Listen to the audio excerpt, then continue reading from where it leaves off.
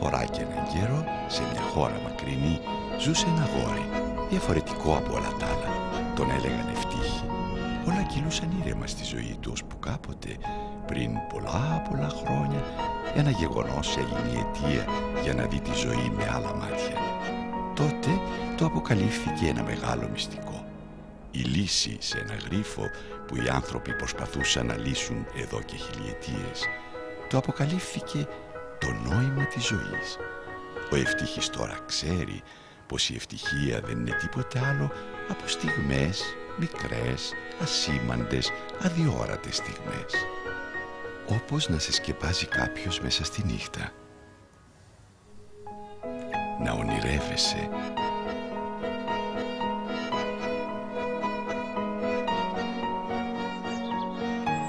Να ξυπνάς από το τραγούδι ενός σπουργητιού.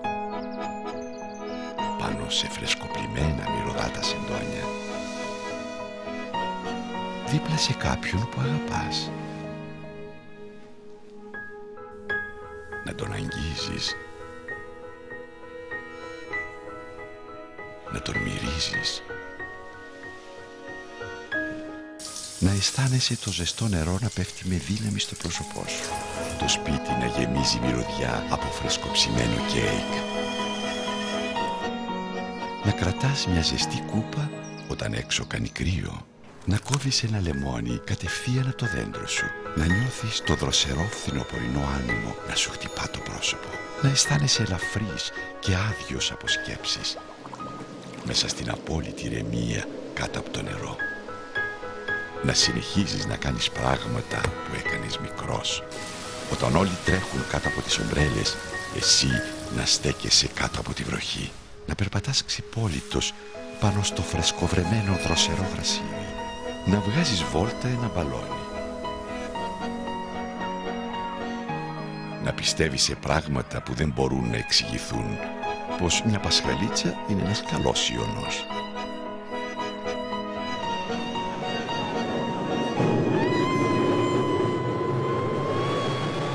Να μη φοβάσαι.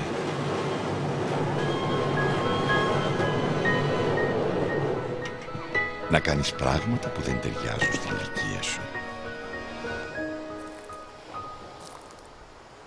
Να ακούς τα κύματα να σκάνε στην ακτή. Να νιώθεις τη γη κάτω από τα πόδια σου. Να μη σκέφτεσαι τίποτα. Να σου ψιθυρίζει κάποιος ένα μυστικό.